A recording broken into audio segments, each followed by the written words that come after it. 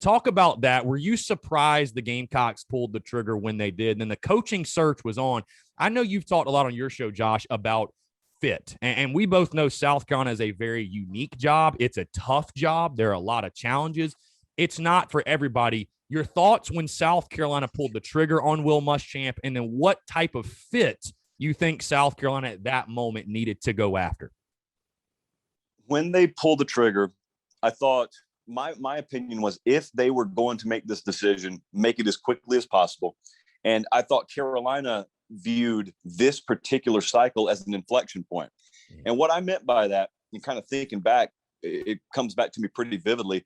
I remember when they made the move, and there were rumors, of course, a couple of days beforehand, so it wasn't a shock to those close to the situation when it actually happened. But I remember thinking, independent of whether I think they should have done this or shouldn't have done this, I don't think it was some big controversial move. It was certainly warranted in their mind. But what they did is they got themselves to the front of a line that they otherwise probably would never be at the front of. And that's just the general hiring market. So they looked around, and I envisioned however big that room was, however many people were in that room, I pictured them saying, we can either wait and drag our feet on this and put off the inevitable and then fire him in a normal year where there may be 6 or 7 programs of higher stature in line to hire a new coach. Or we can roll the dice here, do what we know needs to be done anyway, clean break, but we can also enter the job market, and we can count on maybe the fact that some of these other programs, let's just say Southern Cal, let's say in a normal year, they'd fire Helton, but they're not going to fire him. Who knows how many guys we could have access to that in a normal cycle we wouldn't have access to. Okay, so that was my initial thought.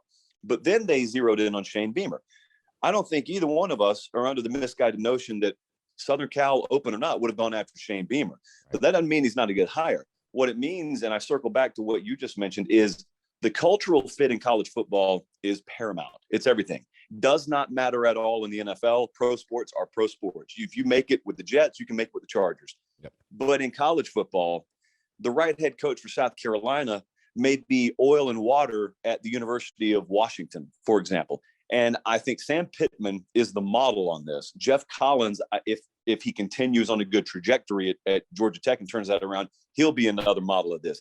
The guys that when you plug them in on day one, they're not having to come in and learn anything. You remember when Petrino got hired at Arkansas, watching him try and do woo pig suey, one of the most embarrassing things I've ever seen in my life. It wasn't a culture fit. Now, the guy knows football, so he still won a little bit there. But watching Shane Beamer, when he comes into South Carolina, you don't worry about culture fit. You don't worry about whether he gets it. And you don't worry about whether he loves it. Now, that's the short-term benefit. The long-term benefit is if he ends up working out, if it ends up being the right hire, and I know history will judge that and whatnot, here's the added benefit of finding the right cultural fit. The obvious is immediate, but the long-term is if he were to be the right fit, whereas normally you'd worry about a bigger job coming and snatching him up, Shane Beamer could be one of the few guys in America that legitimately views South Carolina as a tier 1 job. To him, it's Ohio State. To him, it's Alabama,